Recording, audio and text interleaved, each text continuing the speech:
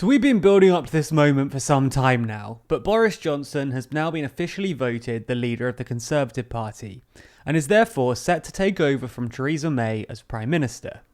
In this video, we're going to discuss how we got to this point, and what happens now. First though, I want to quickly shout out our merch store. If you didn't know, we have a merch store which sells clothes including our classic Countries with Shoes designs, the Order shirt which you guys love so much, as well as some other TLDR designs. If you buy any of our merch, you're helping to directly fund these videos, and helping to clothe your body, or your phone. So really, it's a win-win. Check out the store and see what we've got on offer by clicking the link in the description. So, not wanting to fully retell the whole story of the leadership election, which we've covered at every stage so far, here's briefly what happened. On the 26th of May, Theresa May announced that she'd be stepping down from her position as Conservative Party leader and Prime Minister. 10 people put themselves forward to replace her. In fact, Johnson had already put himself forward before she'd stepped down. Anyway, through a series of votes, Conservative members of Parliament whistled this number down from 10 to only 2. Jeremy Hunt and Boris Johnson. Then it was the turn of the around 130,000 paying members of the Conservative Party to pick between these final two. Both candidates took part in a seemingly endless series of events and hustings. Hunt told us he was an entrepreneur an uncountable number of times, and Johnson admitted he didn't really understand his plan for no deal. Do you know what's enough for our purposes? No. Polling data showed that Johnson was significantly more likely to win than Hunt throughout the whole process, so many saw this result as inevitable from the beginning. From the 6th of July, Tory members cast their postal ballots to select their new leader. Yesterday at 5 PM, that ballot closed, and the process of counting began. Just over 39,000 people voted in this election to select Britain's new Prime Minister, and the results were as follows.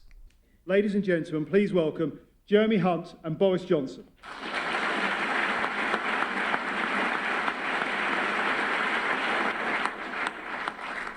Now, I think you've all been waiting long enough, but in the honoured tradition, I'm going to ask my beautiful assistant to hand me the envelope for the announcement. It's called teamwork. I, Dame Cheryl Gillan, the Joint Returning Officer for the Conservative and Unionist Party leadership election, declare that the total number of eligible electors was 159,320. The turnout in the election was 87.4%. The total number of ballot papers rejected was 509. And the total number of votes given to each candidate was as follows. Jeremy Hunt, 46,656. Boris Johnson, 92,153. And therefore I give notice that Boris Johnson is elected as the leader of the Conservative and Unionist Party.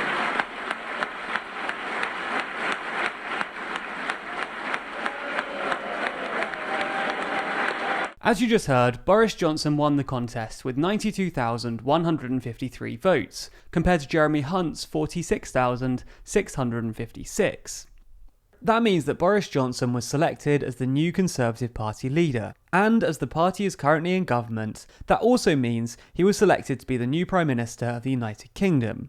Before we take a look at what happens now, let's watch a section of Johnson's acceptance speech. Thank you so much. I want to begin by thanking my opponent, Jeremy, by common consent, an absolutely formidable campaigner and a great leader and a great politician. You've been friendly, you've been good-natured, you've been a font of excellent ideas, all of which I propose to steal forthwith. And above all, I want to thank our outgoing leader, Theresa May, for her extraordinary service to this party and to this country. It was a privilege. And we know the mantra of the campaign that has just gone by. In case you've forgotten it, you probably have. It's always a couple of, it is deliver Brexit, unite the country and defeat Jeremy Corbyn. And that is what we're going to do. We're going to defeat Jeremy Corbyn.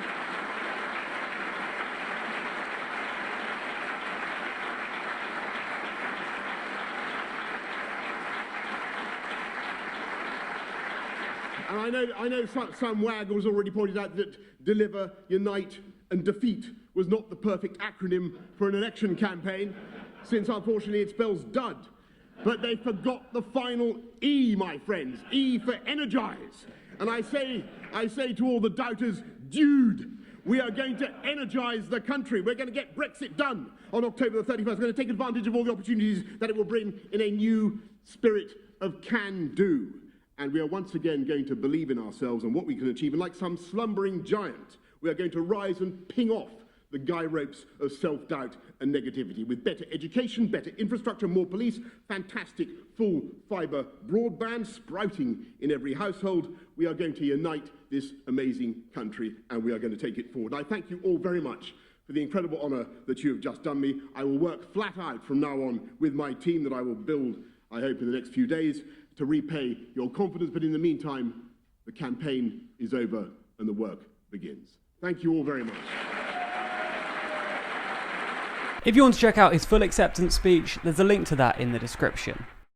Now Johnson's been selected, he'll likely spend the rest of today finalising his cabinet and ministers, as well as preparing his speech for tomorrow.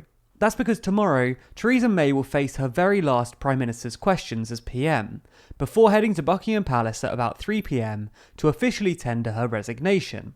Around an hour later, Johnson will also visit the Queen, and will be invited to form a new government. At about 5 PM, Johnson will make his first speech as Prime Minister, outside his new home, 10 Downing Street.